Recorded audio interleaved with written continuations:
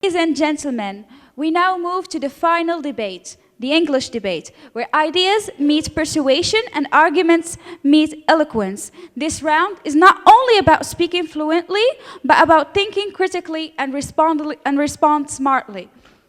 Now let's start presenting our participants. Let's start by the government side.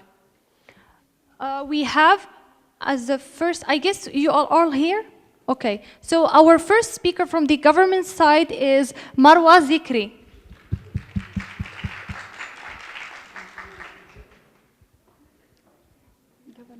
Here.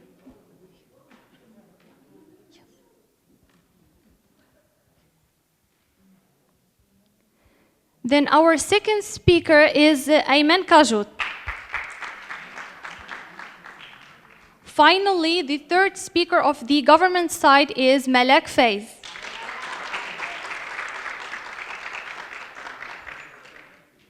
Now let's move to the opposition team. First, as a first speaker, we have Ben Karoum Marwan.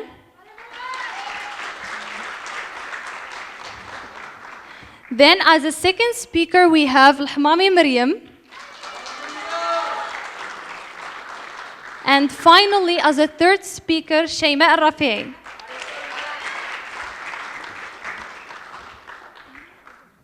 Let's wish them the best of luck and let's the debate start. The motion is, we will move to present our dear jury. So first of all, we have our dear Fatem Zahra Boulian, Dani Fonga, Lawrence,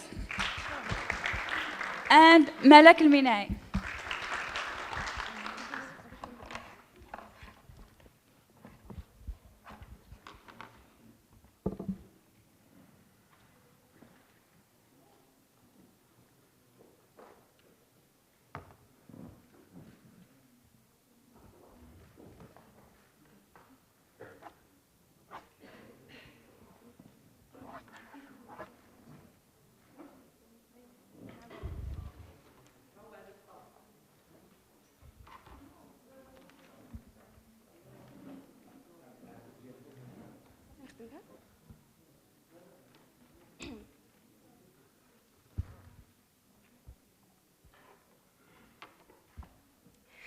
Ladies and gentlemen, esteemed members of the jury, fellow members of both houses and honorable seats, good evening.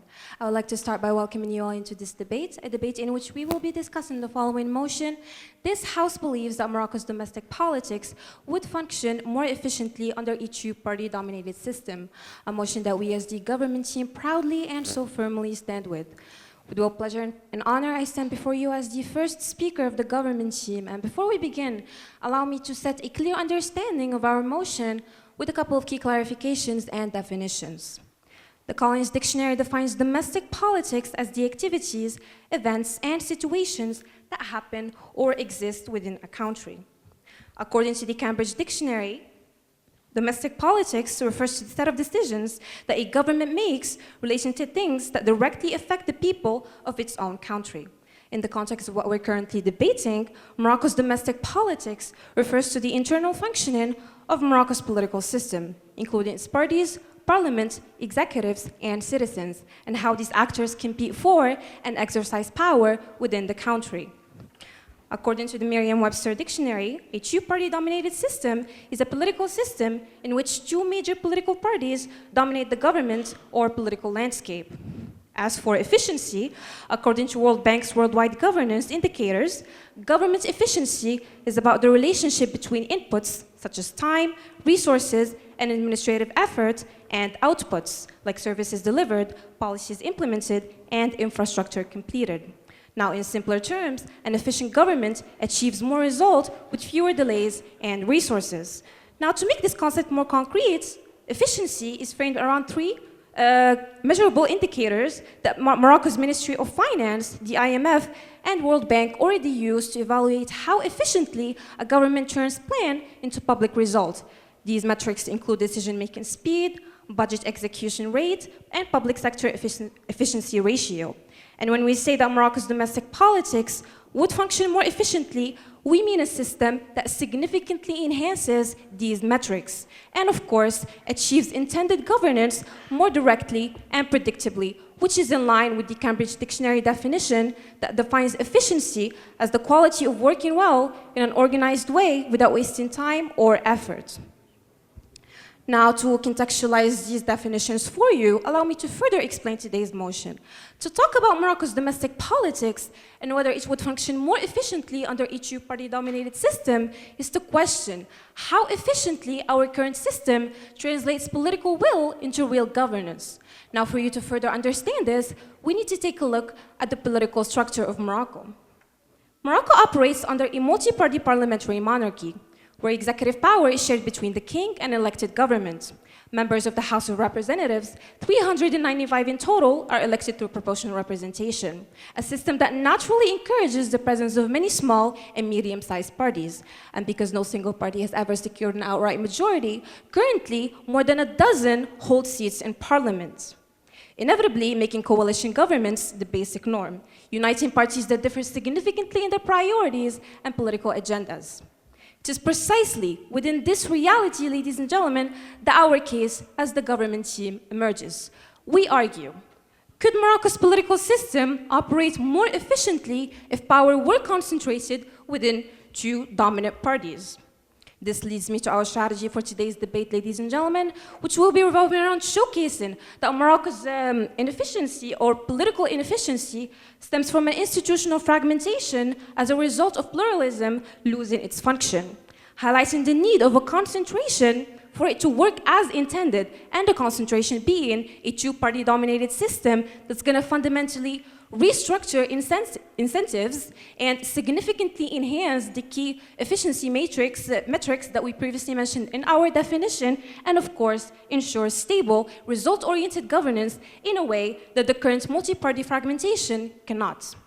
Our plan is as follows. I, as the first speaker, I will be presenting government's first substantive argument, in which we will be proving to you that Morocco's political inefficiency is historically entrenched, while highlighting that a two-party dominated system would naturally fit within the context of Morocco's political scene. Our second speaker will be presenting our remaining arguments, in which we will be proving to you that a two-party dominated system would significantly enhance the key efficiency metrics, while highlighting that Morocco's inefficiency is a result of these metrics being undermined.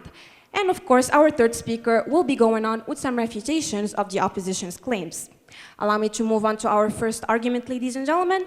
If our Moroccan history tells us anything, is that political inefficiency is not circumstantial or accidental. It's structural. It's a pattern built into the very system itself, and the pattern being an institutional fragmentation leading to coalition paralysis, unstable governance, and slow policy execution. Allow me to further explain. From the very independence of Morocco, the political system has been marked by a large number of numerous small and medium-sized parties, all competing for limited influence. But in practice, no single party has ever secured an outright majority, leading to a government that is relying heavily on fragile coalitions, forming a complex interest-based alliance of parties that differ significantly in their priorities and political interests. Following 2016 elections, for example, it took 5 months, a 5-month deadlock, much of information, not granted, to form a government.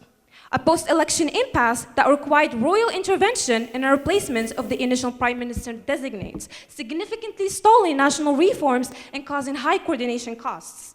In 2021, the sudden collapse of the PGD from 125 seats to only 13 seats caused yet another political reset, and so on and on. This consistent historical pattern that goes to show only one thing, is that Morocco's political inefficiency is not about who governs, but rather how we govern. A political system, this current political system, a multi-party system that is marked by divided ministries and shifting alliances and stalled execution, unable to ensure a stable governance, which leads me to my next point, ladies and gentlemen. A two-party dominated system that is not only gonna fix this fragmentation, but would naturally fit within the context of Morocco's political culture.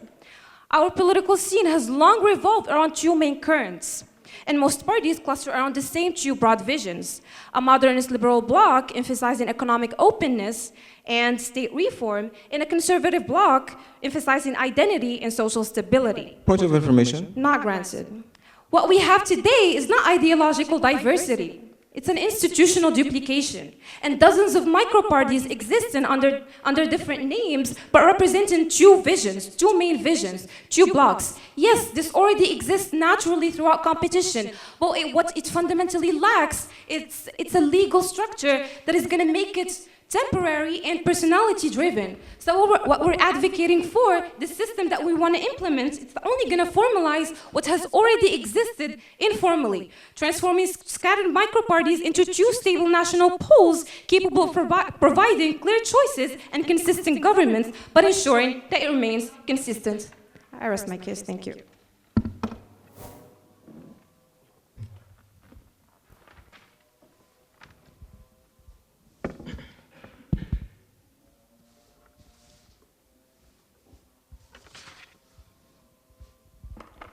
To the chairperson, timekeeper, members of the jury, dear government, dear opposition, or should I simply say all protocol is highly observed. Debating for the motion as I articulate, this House believes that domestic politics would function more efficiently under a two-party dominated system. Allow me as the first speaker of the opposition side to firmly oppose to the motion. Now, before delving into our argumentation, I will be going back to some of the claims that have been raised by side governments, starting by the metrics that they have provided first. They have selected specifically three metrics only, which are decision-making, speed, budget, and some sort of ratio, completely neglecting a lot of other metrics that do shape what domestic politics efficiency actually means. Allow me to elaborate. First, we have political efficacy and responsiveness, parliamentary effectiveness, and governance quality. All of these are metrics that do shape domestic politics efficiency or inefficiency. The government had chosen deliberately to ignore all of them. Now, before going to our to refute the argument provided by the first speaker, it is actually part of my first argument, so I will be directly moving to our strategy. We do agree with the definition provided by side government, except for what makes of how domestic politics efficiency is measured. As I mentioned before, we have three other metrics that also shape this coalition: political efficacy, responsiveness, parliamentary effectiveness, and governance quality, according to the World Bank, Interparliamentary Union, and Social Sciences Journal of Social Sciences and Humanities. Now, allow me to move on to our strategy of debate. We will demonstrate that a two-party dominated system would not make domestic politics more efficient, no matter the scenario that exists. And we will do that through the following plan of debate. Also, first, a comparative analysis between a multi-party and a two-party system across key effectiveness metrics, accountability and voter choice, conflict mediation and consensus building. Fourth, coalition as a check on power. And lastly, political innovation and change as the laboratory of democracy. Now let's move on to our very first argument, a comprehensive comparison across key metrics that also serve as a refutation for the argument provided by the first speaker, starting by political efficacy. But what is political efficacy, ladies and gentlemen? The citizens believe that their representation matters and that the government responds to their needs. So when we ask the question, which of the two systems, either multi-party or a two-party, do listen, respond, and hear to the citizens' need, we must be chosen. But before delving into the explanation, let us explore Morocco's reality, because it is multi-layered. From a side, we have Arabs and Amazigh, we have rural and urban populations, religious and secular worldviews, monarchists and reformist tendencies. Each of these social groups, each of these type of citizens find themselves represented within a specific political party. It is a reflection of who they are. For example, the PGD, it's a reflection of religious, conservative, and urban middle-class voters who value value moral governance. The RNA represent technocrats, business elites, and pragmatic reformists. The Istiqlal, who channels traditional nationalist families and conservative rural constituencies. The USFP and the PPS, who embodies the socialist and progressive intelligentsia. And finally, the popular movement, who represents Amazigh and rural population. This fragmentation, as the government have framed it, is not dysfunction, ladies and gentlemen. It is the reflection. It is a mirror of what reality of Morocco actually is. It is the citizens' identity that because citizens identify more closely in these smaller nuanced groups than they will ever do in a polar left versus right political system that the government is trying to show us is efficient. But let's just see, why does multi-party pluralism enhance efficacy in this sense? First, each citizens group can find a voice that resonates with its own culture and socio-economic identity and beliefs. That psychological proximity between me, the voter, the one who chooses what political party I represent, and the political party who represents my own belief. This is what shapes trust. This is what shapes engagement. People feel that their votes matter because they can choose a party that actually reflects them, not the lesser of two evils, which is exactly what the government is trying to propose. This is what efficacy looks like. Citizens feel they can influence power through legitimate means. Because, for example, if we implement a two-party system, and one of the groups, for example, let's say Islamists, is not represented within this framework, what would happen? We'd have either two things: either abstention from voting, or the people would vote for a party that do not represent them, creating frustration within the community. Now, why does this not function under a two-party system? As the government have said, we will have the creation of two main blocks. From a side, we'll have a conservative, monarchist, and Islamist alliance, for example, and from another block, we have a secular leftist coalition. This is a clear erasure of ideological nuance, creating incompatibility between the components of each bloc, because conservatives will not necessarily agree. Allowed? We are talking about two-party dominated system and not two-party dominated ideologies. Do you realize the difference? You know, parties are supposed to represent an ideology, ladies and gentlemen, because what will they do if they do not do so? This is the clear, something basic that happens in politics. So as I was saying, this polarization that will happen will create an erasure of ideological nuance, because incompatibility between components will happen. Conservatives are not monarchists and Islamists are not conservatives. From the other side, seculars will not necessarily leftists that run only after money. As a result, as I said before, abstention and informal protests will shape. Now, moving on to the second metric, which is responsiveness, because in multi-party dominated systems, this idea of multi-party forces governments to respond to niche and local concern through pressure applied through smaller parties. And we have seen that in the past. The PGD, when they were reigning between 2011 and 2021, there was a lot of pressure from the PPS and the USFP, but for them to prioritize social housing and anti-corruption discourse. And we saw that aid in housing did indeed happen in our country. The PNA today, who faces scrutiny from both the PGD and opposition, but also smaller parties like the FGD, forcing it without policies and fewer prices and social practices. As if this can be only seen only in a multi-party dominated system and cannot be seen at all in a two-party dominated system, because the power and corruption is divided between two main blocks. Moving on to the third metric, which is parliamentary effectiveness. In multi-party parliaments, the House of Representation forces debates and compromise. Oversight committees include varied ideological perspective, improving scrutiny and security and accountability. But in the case of a two-party dominated system, legislative committees would prioritize, would only lead to divisions, because producing block voting and weakening oversight overall. And an example of that is the 2021 alliance of the RNA, Istiqlal, and the PMA, when multi-party negotiations led to broadly legitimate policies that could not happen otherwise. I rest my case.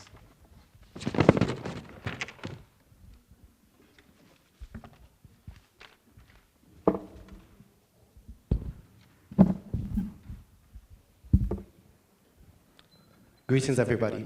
I stand before you as the second speaker of the government team, affirming and standing before the following motion. This House believes that Morocco's domestic politics will function much more efficiently under a two-party dominated system. So before delving into our strategy and reminding you guys what our speaker had brought up, I will just send this pretty message to the opposition. Be more attentive. Try to distinguish between concepts before scrutinizing our metrics. What the first speaker had brought up was political efficiency, and that's why we spoke about those three metrics. What I will be delving onto is political efficacy, which is divided by internal efficacy and external efficacy. And through that, I will be refuting the first speaker's claims. Again, he mentioned ideologies, but we as the government, we're not here for representation to pursue ideology, but more so we are result-driven, and for that reason, our body is composed by pure economic metrics, and then later on, we will be talking about the human cost, which will be divided into internal efficacy and external efficacy.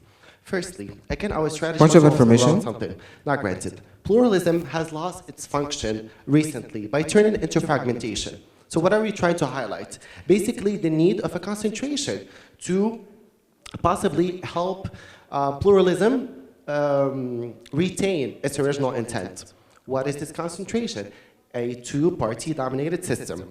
Again, the first speaker has given us a historical diagnostic. She showed us how the current system is underperforming under pluralism, which had turned eventually into fragmentation.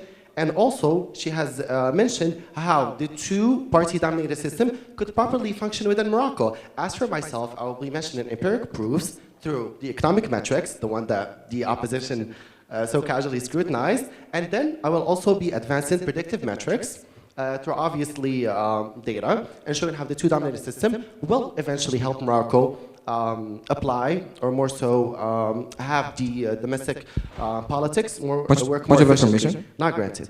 The very first argument, which is decision-making speed. We're talking swiftness. Morocco's current forces, more so current system, forces elections, or more so forces parties to form coalitions post-elections and not pre-elections. We're talking 5 to 8 parties that form the government afterwards. But here's the catch. It always takes too much. It is an international record. Just as the example that the first speaker had mentioned, the 2016 election had taken over 5 months in order to form a government, which is, again, as I said, an international record. Within 2017, no budget was passed on time, no major reforms were introduced for months, and according to the IMF 2017 reports, Morocco lost 0.9% of potential GDP growth. And of course, this power sharing between parties within the coalition post the election always precedes policy making. We're practically fighting over powers instead of fighting over Point of information. Concrete policies. Granted? Your first speaker said that in order to have a two-party dominated system, we will have coalition between existing ideologies and parties. So this is the exact opposite of what you just said. Most definitely not. What our first speaker is trying to say, those coalitions are not to be formed post the election, but more so to be formed pre-elections. That way, citizens can understand which party to vote for. Accordingly, if we take into consideration fellow African nations, such as Ghana, they have basically formed governments in days. Why? It's basically because of the power of shift between two blocks. Another neighboring nation, well, not necessarily within Africa, Portugal, within 2022 split elections, they were able to form a government in 9 days, full cabinet in place. Do you understand the huge comparison between 6 months and then, or more so, nearly 6 months, we're talking 5 months and a few days, against 9 days? And then we're now going to be talking about the predictive outcomes. For this first argument, decision-making speed, the government formation time could drop on average to under 3 weeks instead of months. A reform like Morocco's digital 2013 can begin in January instead of next July. The GDP estimated growth can go from 0.5% to 1% annually, and Morocco already obviously can go from a threshold of 3% to 10%. This would naturally consolidate blocks, and instead of having this fragmentation, we could have a more refined two-block system. And then as for the second argument... Point of information. Granted. Where did these numbers come from? Of course. These numbers are according to the Arab Parameter 2023 and the IMF report 2017. As for the argument, the second argument, I'm talking about the budget execution rate. So according to the World Bank, in 2022, Morocco has executed only 84% of its investment budget, leaving 60% of the rest idle.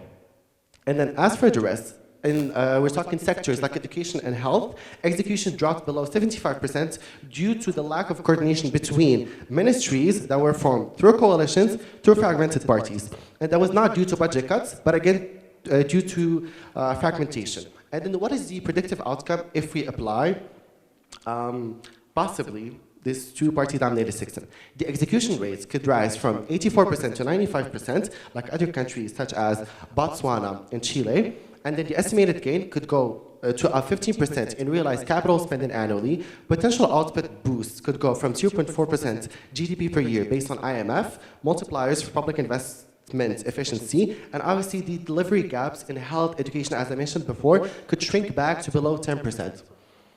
And then, my third argument, which is the public sector efficiency. It's basically defined about how much output you can get from each spent dirham. According to the IMF and the World Bank, Morocco's PSE is at 0.63%, or more so 0.63, meaning 63 cents are spent, or more so are recovered from each 1 dirham spent. Portugal and Tunisia basically perform way better. Why is that? It's definitely due to a two-party, competition within the political system. And why is Morocco underperforming possibly? Obviously, the conflicting goals, the Point of redundant information. and the survivalism, not granted, between all of the parties within the coalition. And then, according to the OECD 2022, it is estimated that Morocco basically loses 1.2% of GDP annually to institutional overlap inefficiency.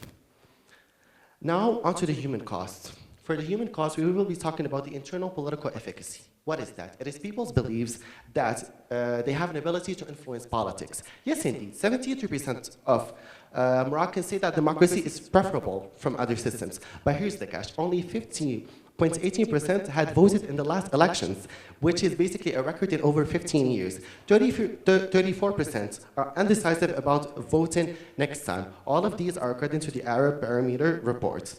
And then, again, logically, voter supports X party. Party gets like 5 seats. It could get absorbed in a 9-party coalition. Each given promises, the promises get camouflaged or more so masked by the compromises, and then the voters just decide not to vote anytime soon. And then, Point of information. not granted. And then, the other metric is the external political efficacy. Basically, according to the Arab Parameter report, only 32% trust the national government. By contrast, over 97% trust the army. Basically, voters trust constitutions that provide order. And then, according to the World Bank, in 2023, only 49% of youth trust the government, only 48% of women trust their governments. The issue is not only institutional, it is delving into other basics such as gender and obviously age metrics. Thank you very much.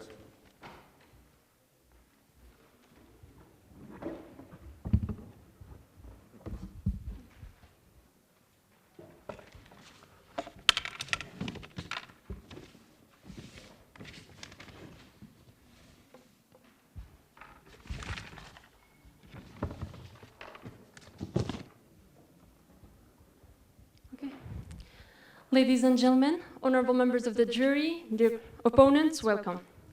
Today, we firmly stand in opposition to the motion this House believes Morocco's domestic politics would function more efficiently under a two-party dominated system. Or shall we say, this House believes that Morocco should trade a system proven to manage our nation's complexity for a two-party theoretical model designed for simplicity. The government is asking you to abandon the political pluralism for a two-party system that concentrates power and excludes voices. While our first speaker detailed the representational crisis this would cause, as a second speaker I will be demonstrating how our current system is not just different, it is functionally superior in ensuring accountability, managing conflicts, and fostering innovation. But before delving into our arguments, let's have a look at what the government team has proposed today. Starting with the first speaker. Their first speaker said, and I quote, "It's not about who governs, but how they govern." So it's like her whole argument was about attacking the institution and not the structure. She also mentioned, excuse me. PY? Of course. Could you please separate what's the difference between the institution and the structure? I'm sorry, but an institution is not a structure. Then their second speaker went on to say that well, they tried to refute our first speaker's argument. They said that something that wasn't said. Our first speaker proved that fragmentation is not dysfunction. That's not what you said. Another thing about how too many, you talked about how too many parties create inefficiency. Well, that's not true. Morocco's history proved the opposite. You give us a simple example, but there are a lot of examples that prove the opposite. Like in 2011, while other countries were burning, Morocco remained stable because it allowed multiple political voices to coexist peacefully in the system. So limiting representation would silence voices, not unify them. Now, let me address what efficiency truly means in a democracy. The government talked about how two parties make governance more efficient. But efficient for whom? Certainly not voters seeking genuine accountability. When in a two-party system, voters face what's known as Hobson's choice, or what we call the illusion of choice. It's the political equivalent of being told, you can have it my way, or you can have nothing at all. When only two parties dominate and one fails, voters have nowhere to turn except the other party, regardless of whether it represents their values. Look at the frustration it creates. I will give you an example by a study, a recent poll in the United States by a Pew Research Center, which is the world's most prominent two-party system, that revealed that 75% of Americans feel frustrated with the Democratic Party, while 64% feel frustrated with the Republicans. So, roughly half say that each party makes them angry. Why? Because when you're locked into two choices, neither needs to truly earn your vote. They simply need to be slightly less objectionable than the other. While Morocco's multi-party system is different, it offers something fundamentally different, which is granular accountability. Let's take an example. When the PJD led Morocco's governments for a decade and failed to deliver on economic promises that with some specific programs, like voters didn't just swap one dominant party for another. No, they reduced PJD support from 125 seats to 12 while elevating multiple alternatives. Like the ANI won 97 seats, PAM took 82, Istiqlal gained 78, so voters could punish the party that wronged them without being forced into the arms of a single alternative they may not trust. And this is real accountability. In a coalition government, each party is responsible for specific ministries and policies. And when one coalition partner fails, voters can target that specific party in the next elections. They don't have to eliminate the whole system while still supporting others. So this is surgical accountability, not the blunt instruments of two-party politics.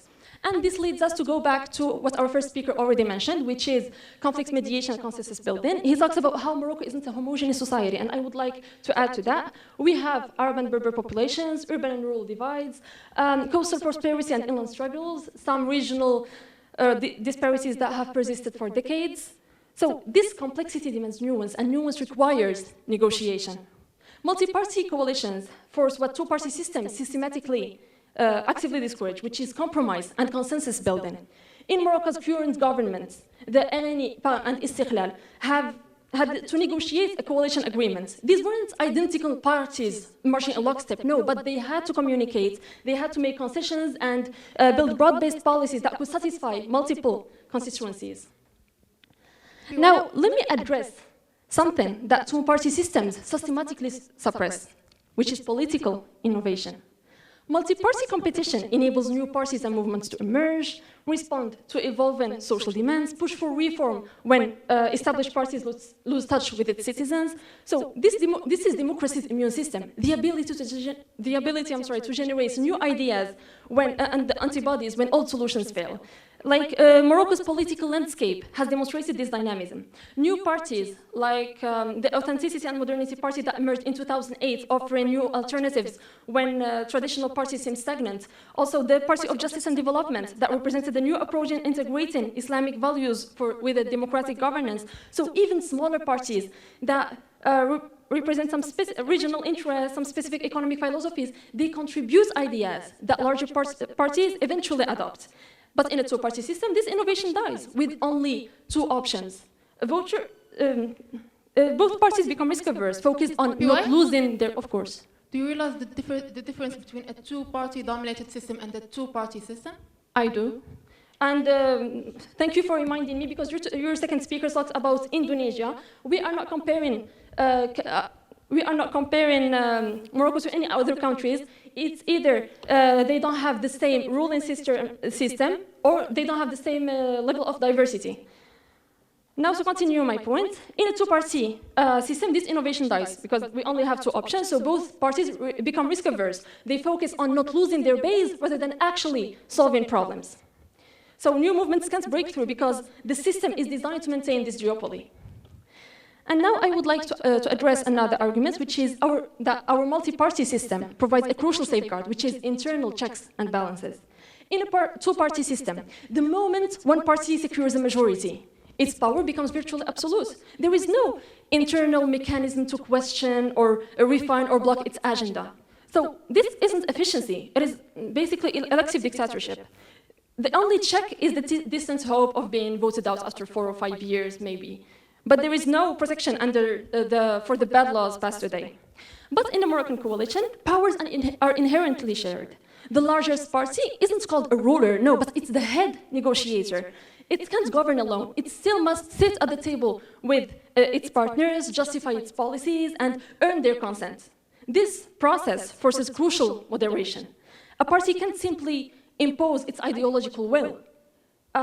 It must build policies that can survive scrutiny from partners with different mandates and different constituencies. So this isn't a political gridlock. This is a system of natural quality control. Think of it as a built-in review process for legislation. A proposal from one system, one party is stress-tested by its coalition partners. Like they start asking, how will this affect our region, our economic sectors, our social fabric? This forces debates and refinement, protecting the nation from the rush, poorly considered decisions. And with that, I rest my case. Thank you.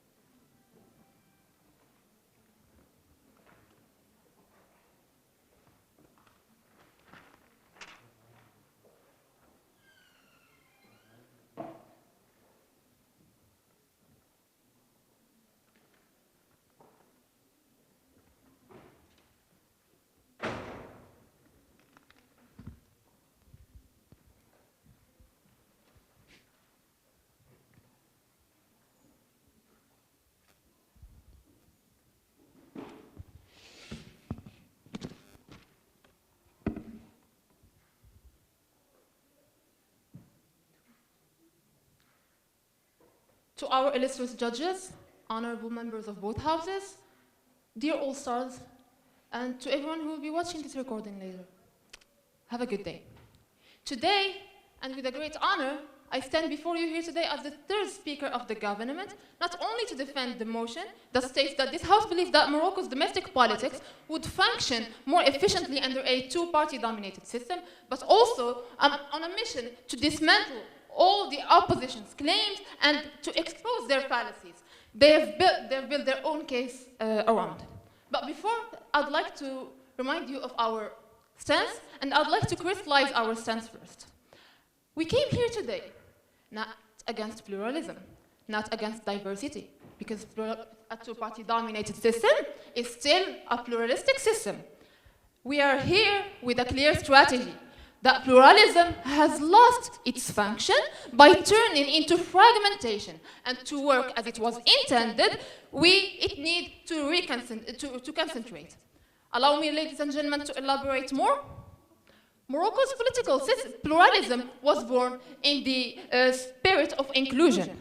After independence and the first government and the first constitutional reforms, it was meant to serve as a firewall against authoritarianism, a safeguard, and ensuring that every ideological current. Point of information. Yeah, accepted. You know, plurality or multi-party systems are not something that is imposed or created in a certain amount of time. It's something that is created naturally when people need that their voice needs to be represented in a political system.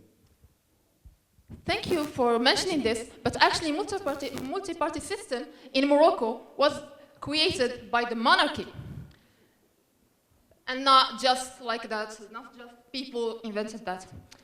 Now, allow me to finish my point. I was saying that it's supposed to be a safeguard ensuring that every ideological current could find political expression, and now that was a noble purpose. But over time, this pluralism has mutated from its own purpose into fragmentation. Instead of acting as a democratic safeguard, it has become a barrier to its functioning and to efficiency. With over 33 registered parties and perpetual coalitions, the government's pluralism has the fragmentation disguised as pluralism has stopped protecting democracy and started posing it. So what was meant to represent Point of information. diversity, yes, accepted. We did not disguise fragmentation as pluralism. We clearly said that this fragmentation exists, but we said that it is not dysfunction, and we proved that it is not dysfunction, but a mirroring of the Moroccan reality, unlike you who did not prove anything so far. Thank you for proving that you are not listening. I'm talking about our strategy. We are saying that pluralism, fragmentation is disguised as pluralism. That's our strategy. Now, our team has proven that through this transformation from pluralism to fragmentation through main arguments. The first one was to prove that fragmentation limits the performance of Morocco's political system on efficiency. Then we moved to this argument was not really refuted by their first speaker, who said that I'll go back to their rebuttals.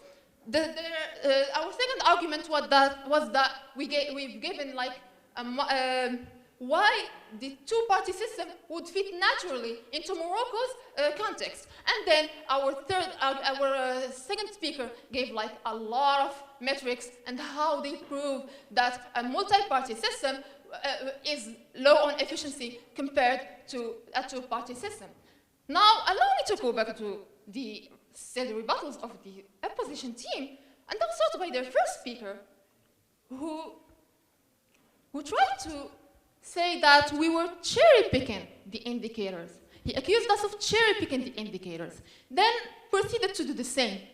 We did not cherry-pick the indicators because our second speaker gave you like 5 metrics, 5 out of 7, that proves that two-party system would function more efficiently in this context. And he proceeded to do like what he accused us to do by giving like 2 metrics out of 7 that I'll go and refute. Their first metric was political efficacy, and this was refuted by the fourth argument of our second speaker, which was the same political efficacy. Then he talked about representation. And since we brought the representation, he dared to talk about representation, trying to picture the scene as a rager, etc. And I've given him a POI, in which he proven that they are confusing the motion, and it was, as I stated, what was the POI? Yeah. Do you know the difference between two-party system and two-party dominated ideologies? He said that a party represents a certain ideology, which is not true, because they've proven that they don't know what's a party within this system is. And I'll be delighted to explain to them how a party within this system works. Mm-hmm. Now,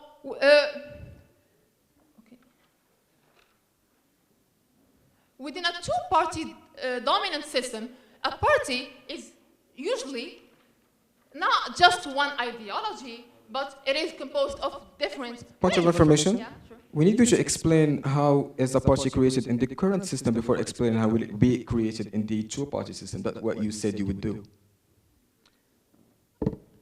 Thank you again for proving that you are not listening to this debate and you're not debating this motion, because we are not debating the legislation or the process to do like a two-party system. We are here debating the value of a two-party system. How would in a scenario where Morocco has a two-party system, how would it perform in efficiency? Now allow me to go back to what I was saying about what they were saying, their diversity, slippery slope. They were trying to picture the scene as we are choosing two ideologies and erasing all the other ideologies, which is simply not the case. Because one major thing, as I was saying, that they do not know is what is a party within this system. And in reality, there is a common formula in systems like this. We internalize ideologies. Point Each of party is information. made up later.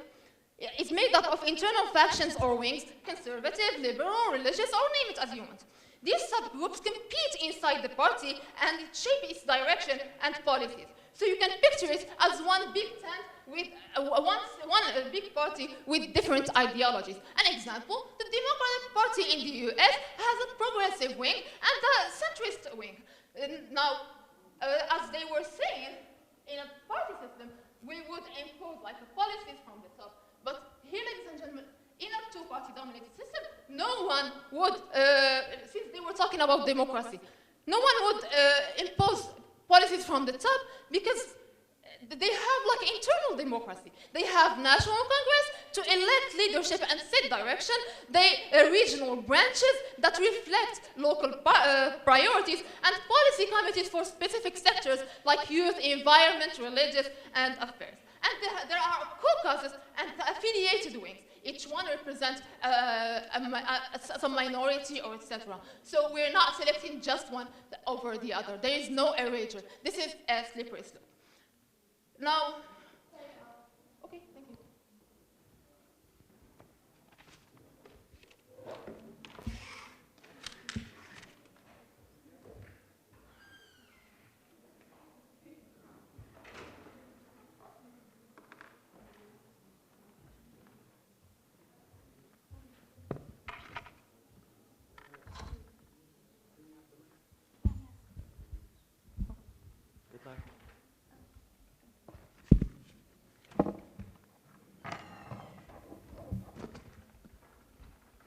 Okay, I'll start. Thank you. Honorable audience, esteemed judges, and dear fellow debaters, good afternoon.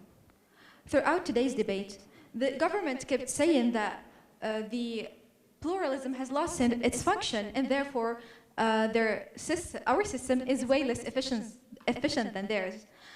But throughout this whole debate, our team has shown clearly and consistently that there is no realistic scenario under which Morocco's domestic politics would become more efficient through a two-party dominated system. And before addressing the deeper flaws within the government's logic, allow me to briefly remind you of what our team has brought to this debate.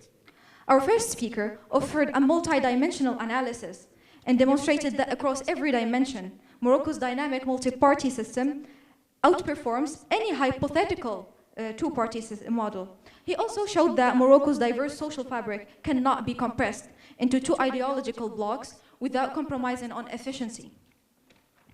So this is in fact supported by, according to Columbia University, The Tyranny of the Two-Party System 2019, the two-party dominant system is criticized for limiting voice diversity and major party control rather than responsive governance. Our second speaker then deepened that reasoning by proving that multi-party systems generate sharper accountability, better conflict mediation, and greater political innovation.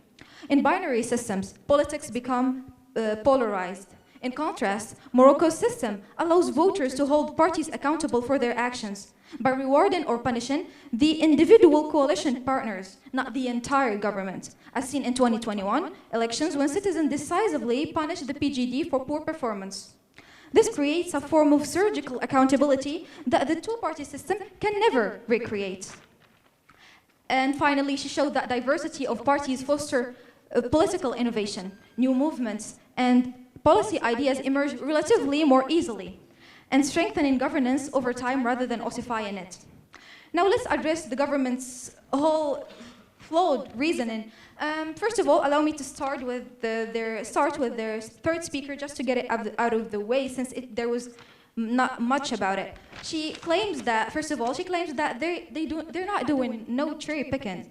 But she also proceeds to say, our second speaker gave you 5 metrics, but how did you choose those 5 metrics? They are not some absolutely known metrics. You just cherry-picked those metrics. And first of all, second of all, she said that efficiency is about achieving results. But we have proven throughout this whole debate that those results you keep bragging about are worse than the results our system can bring. And also she said that she keeps putting this confusion about two-party dominated system and two-party ideologies, and keeps saying internal diversity, but she never proved how they will reach this internal diversity. And this is a question also, but I'm going to get back to it. So now, allow me to talk about their whole structure, their whole logic. It's absolutely flawed. Their entire case seems to rest on a false assumption that the two-party dominated system is somehow a magically reformed one. But this is a fundamental logical fallacy. In logic, we have this rule called ceteris paribus, or the all other things being equal. That is to say, if we are comparing two things or many things, only the variable in question should change. That is, if today we are comparing structures, the two-party structure or the multi-party structure, we must hold the circumstances constant. That is, we're comparing structures, not circumstances. Yet the government continuously blurs these lines. They assume that shifting to a two-party dominance automatically entails institutional reform, and they keep asking about this. It doesn't entail institutional reform. Institutional reform is a whole different process. It's strengthening judicial independence, reinforcing transparency, fighting corruption, among others. And those are so big of results that you cannot achieve them as a bilateral consequence of some random magically fixed number of parties. Yes? I'd like to remind you that the motion is this House believes that not this House would implement a two-party dominated system. Yes, of course, but you believe that it is more efficient, and we have proven times and times again that it is more efficient. And on the same note, allow me to remind you that the motion asks us to test whether the two-party system structure itself would make domestic politics more efficient, not if general reform would do so. So those are the true engines of efficiency, not a magically fixed number of dominant parties. So what the government has done so far is not prove efficiency. They have simply borrowed the results of institutional reform, a global institutional reform, and slapped the label of two-party dominated system on them. They just rebranded them as the effect of a two-party system when the results of the two-party systems are negative. And just to make it even more clear and to specify this, allow me to show you what a clear, correct, and biased comparison would look like to decide correctly which system is less efficient. So if we are going to be unbiased, we compare both under the same circumstances, either both without reform on the current landscape, political landscape, or both with reform. So let's start with the first case, both without reform. And in this case, under the current landscape, it is marked by less trust, and relatively high corruption. In fact, the Transparency International Corruption Perceptions Index of Morocco, as of 2024, is 37 on 100, with 100 being not corrupted. This is placing our country 99th out of 180 countries. Moving to two-party dominated systems under these circumstances would concentrate corruption, not cure it. When power is confined into two dominant blocks, corruption will be much harder to challenge, as the dominant blocks can control legislative influence, media narratives, and access to resources, live in minor parties with little leverage. Yes? Within a coalition of 6 parties, how would you identify which one is more corrupted? Well, of course, if you know how the system works, then you know that after the coalitions are formed, they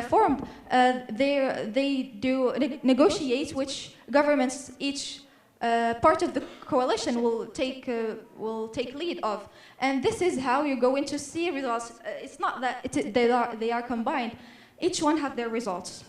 So now the second case scenario, which is the most generous hypothetical for the two-party system, let's consider reformed Morocco. And in this case, a reformed multi-party system, let's consider they both reformed. Reformed multi-party system would remain more inclusive and responsive, as we have already shown. Meanwhile, a two-party system would entrench power, stifle reform, and reduce adaptability to social change. Empirical evidence supports this. According to the World Bank's governance indicators and varieties democracy, pluralistic democracies consistently score higher on voice and accountability and government effectiveness than two-party dominated systems with similar income levels. At the end of this debate, the question before us is simple. Would Morocco's domestic politics function more efficiently under a two-party dominated system? And the answer, as we have already demonstrated, is no. Simply put, there is no version of this system that leads to greater efficiency. And on this note, ladies and gentlemen, I raise my case. Thank you.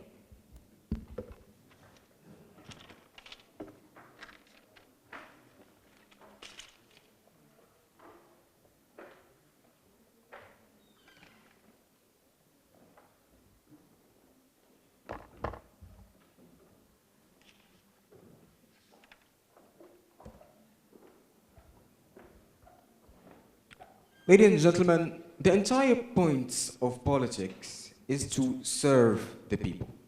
And without proper representation, how would these people be served if they're not heard, responded to, and accepted in their own person? To the chairperson, timekeeper, member of the jury, and all debate protocol is highly observed. Once again, we near the end of this debate. Debating the motion that said this House believes that Morocco's domestic politics would function more efficiently under a two-party dominated system. In our House, ladies and gentlemen, we proved through many layers that this system, this two-party dominated system, would not function more efficiently to address Morocco's domestic politics specifically. Our first argument was the comparative analysis between multi-party and two-party system across key effectiveness metrics, and the key difference between what we have brought up and what the government have brought up when they accused me back of cherry picking is two things. First, they completely disregarded what political representation is, which is a key part of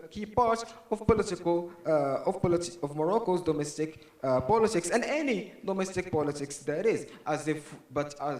But what we did is a comprehensive analysis between what exists in the current system and what will happen if the two-party dominated system is implemented. And this argument, ladies and gentlemen, was tried to be refuted by the third speaker, but did not clearly understood the entire points of our argument, because we clearly stated that polarization is a problem. Polarization is a problem when we have two blocks that have been collated or existed through an alliance or a coalition. They completely disregarded that. Adding to that, they did not address any of the four arguments that have been brought up by our second speaker: accountability and voter choice, conflict mediation and consensus building, coalition as a check of power, and political innovation and change as the laboratory of democracy. All of this proves that, ladies and gentlemen, that our side of the House was so strong that they could not refute anything that we have brought up so far effectively. Adding to that, they did not take the amount of POIs that they should have taken in this type of debate. Now, ladies and gentlemen, we need to understand one thing.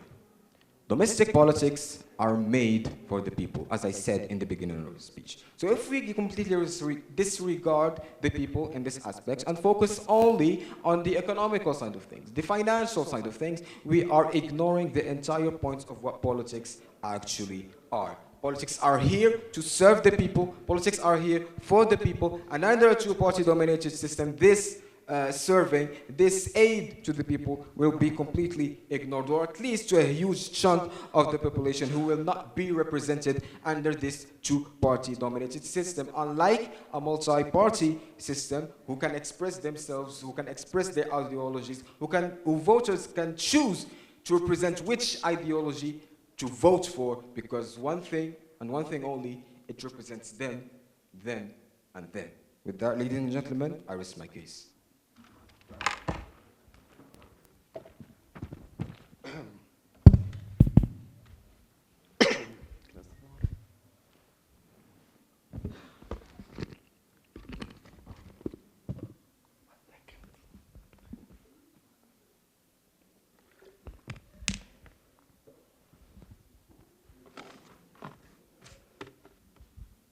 Greetings, everybody. Once again, I stand before you as the second speaker of the government.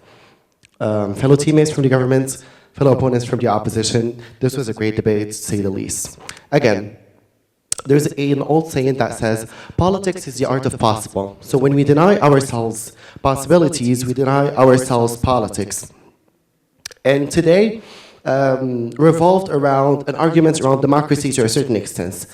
And we had this conversation with 3 major specimens, possibly registered voters. But yet again, they were unaware that we are debating the predictability.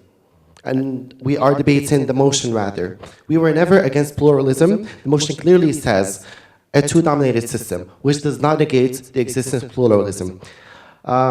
Firstly, I will go speaker by speaker. The first speaker of the opposition cannot distinguish between abstract concepts. He cannot define political efficiency nor political efficacy and was practically confusing both terms. He scrutinized our own metrics and did not wait for me, or rather the whole team, to present the metrics that are related to the human cost, which is political efficacy divided into 2, as I previously mentioned. The second speaker, rather, cannot distinguish between countries from Africa nor Asia, confusing Ghana with Indonesia.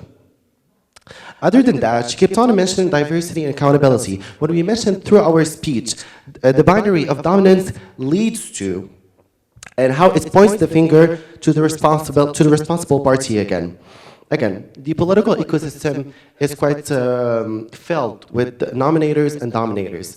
The nominators in question, we can talk aspirations, we can talk ideologies, we can talk thoughts and wants. As for the dominators, those are the actors to take over those powers and deliver policies rapidly, swiftly, applicably, and eventually efficiently.